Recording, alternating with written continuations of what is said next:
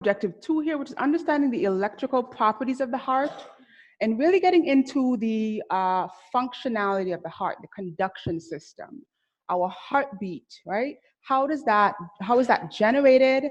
What is that doing? What is the purpose of the heartbeat? And we'll look at how electrical activity differs in the heart as compared to skeletal muscle, as compared to neurons, right? Things we've looked at before. Now, the heart has this inherent ability to generate its own rhythm. This is called autorhythmicity. And this is how the heart can drum to its own beat, all right? That's sort of the best way to describe this. Irrespective of other organs, irrespective of neurons, the heart can generate its own innate rhythm, okay? That is autorhythmicity. And so there are two main types of cells that are found in the heart. There are autorhythmic cells, of which there are further two types, but then there are also conduction cells or contractile cells, okay? And so we have cells that are generating the rhythm, and then we have cells that are actually doing the work, right? Contracting to bring about movement of blood through the chambers. Now, of the autorhythmic cells, there are two types here. There are pacemaker cells, and then there are conduction fibers, okay? So two main types, two big categories of cells in the heart, autorhythmic cells and contractile cells. And then of the autorhythmic cells, we have two further divisions there. Pacemaker cells, which actually start the rhythm, and then conduction fibers, which help to propagate the rhythm, okay? All right, let's look at the function of these two types of autorhythmic cells. So the pacemaker cells are the first type, and they basically spontaneously depolarize. So they can change the membrane potential, and the way that they do this is by changing the membrane's permeability to certain ions. Okay, we kind of touched on this before, but basically in order to change the membrane permeability, the membrane potential spontaneously, you have to spontaneously change the membrane's permeability to a specific ion. We talked about this way back in Unit 1. In order to depolarize the cell, we change its permeability to sodium. And that's going to start, the membrane potential will start to approach sodium's equilibrium potential. Likewise, if we increase the permeability to potassium, what's going to happen? What will the membrane permeability do? If we increase the membrane permeability to potassium, what will the membrane potential do? Will it increase or decrease? If there's more potassium moving, it's going to decrease, right? Potassium's equilibrium potential is very negative. We talked about this before. And so if we increase the permeability to potassium, potassium starts sort of flushing out of the cell, the membrane potential drops. It gets negative, which is why the cell is sort of lingering at that negative 70. Okay, don't forget that stuff. So by playing around with these permeabilities, we essentially play around with the membrane potential, and we spontaneously spark or generate an action potential, okay? We can also coordinate the rhythm that is the heartbeat. So the firing rate of these autorhythmic cells is what really dictates how fast or slow your heart is beating. So make sure you're connecting that with our heartbeat, right? Something that we can see objectively in our cells, okay? Conduction fibers are what propagate that impulse, propagate that signal.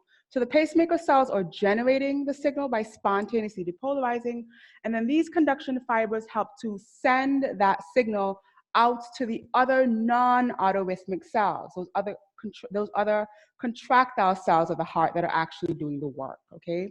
Remember I said that there were two main types of cells in the heart. The ones that are controlling the rhythm, the autorhythmic cells, and then they're the ones that are actually doing the work. They're going to receive that impulse from those autorhythmic cells, and they're going to actually contract. Okay, so make sure you're making that distinction in your notes or in your mind. All right, let's look at the examples of these two clusters of cells. So the pacemaker cells, first off, there are two types in the heart. They're the SA nodal cells. Now there's a cluster of pacemaker cells at the top of the right atrium, and this is what we call the SA node. Okay, there's another cluster of pacemaker cells in between the right atria and the right ventricle, and these we call the AV node. Okay, so these two cluster of autorhythmic pacemaker cells are what we call these pacemaker nodes, SA node versus the AV node. Now, examples of the conduction fibers, and remember we said conduction fibers are propagating the impulse from these cells out to the contractile cells. And there are three groups of conduction fibers: the internodal pathway. The internodal pathway communicates from the SA node to the AV node, okay, hence the term internodal. The bundle of His is actually running down the center of the heart. This is called the septum. And the septum separates the right and left ventricles. And here is where we find the bundle of His, also called the AV bundle. Then the Purkinje fibers are actually running through the ventricles themselves and heading towards the valve. And I'll kind of draw this out in a little bit, but these are basically fibers that are connecting or helping to propagate or spread this impulse from these two groups of pacemaker cells out to the rest of the heart, okay? Really important to understand that the impulse is starting here, it's moving through these fibers, and then it gets out to the contractile cells that are actually doing the work, okay? All right, any questions so far? Any questions? Okay, let's look at these autorhythmic cells a little closer. So the action potential rate, or the firing rate, is how fast these pacemaker cells are generating action potentials. And we can see that the SA node fires significantly faster than the other groups of cells, right? The SA node fires at a rate of 70 to 80 action potentials per minute. And this is where we get that resting heart rate from. This is how fast our SA nodal cells are generating action potentials. And so the SA node is sort of the timekeeper of the heart. It's generating the heart rate, it's generating the heart rhythm. That's followed by the AV node, which conducts significantly slower, right? 40 to 60 action potentials per minute. And that is intentional. The AV node must be slower than the SA node, okay? There's some important mechanics that has to happen between this firing, and I'll talk about that in a minute, but this is intentionally done so. Likewise, the bundle of His, also called the AV bundle, and the Purkinje fibers fire at a rate of 20 to 40 action potentials per minute, which is significantly slower than the AV and SA node. So these conduction fibers fire even slower than, say, the main timekeepers of the heart, which are the SA and AV node. And just for reference here, if something happened to, let's say you had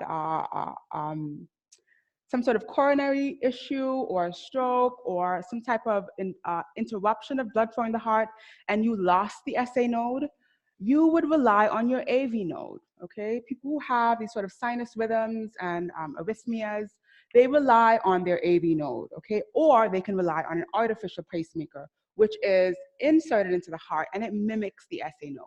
So we can rely on these two to sort of get the heart going, but we need them, okay? We cannot rely on the bundle of His or the Purkinje. They're just too slow to maintain oxygenation, to maintain the cardiac rhythm. Okay, now moving on here, these cells are connected by structures called gap junctions. We've seen gap junctions extensively before, and basically these allow communication from one cardiac cell to the other, and that's how we get that impulse to propagate really quickly, right? The presence of gap junctions. And so the fastest depolarizing cells, which happen to be here, basically control all the other cells of the heart. That's really important to understand. And these are called the pacemakers because they're setting the rate, they're setting the tone, or setting the rhythm, okay? Let's look at the spread of excitation between cells. Now, the contraction must be completed in the atria before the ventricles can contract. And that's because blood is leaving the atria and moving down to the ventricles. And so we cannot have them contracting at the same time. That just wouldn't make sense. The atria must contract fully before the ventricles contract. That blood is being squeezed from the atria down into the ventricles, and then from the ventricles back up into the vessels, okay? So this has to happen in a very timed way. So the atria must contract fully before we get down to the ventricles. And we'll look at that in a little bit here.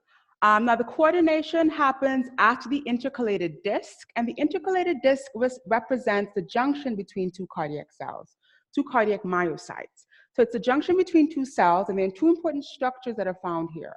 One of those gap junctions that I just mentioned, which help to make sure that the heart is beating synchronously, right? There's electrical coupling that whatever one cardiac myocyte is receiving in terms of impulse is spread to all the cardiac myocytes. So that's the function of the gap junction, but then we also have desmosomes. So desmosomes are another type of junction that really help to anchor these two cardiac myocytes together.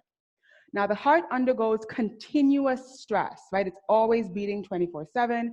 And so the purpose of the desmosomes is to resist that continuous stress, to resist tearing, to resist any type of injury to the cardiac tissue, right? So the desmosomes are anchoring these two cells together, and the gap junctions are providing a pathway of communication.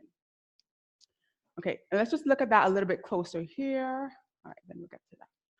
All right, so in this example, we see the SA node, which is a cluster really of our pacemaker cells. Now, these are firing at a rate of 70 to 80 beats per minute. So these are going to send out action potentials to these myocytes. These are the contractile cells that are actually doing the work, right?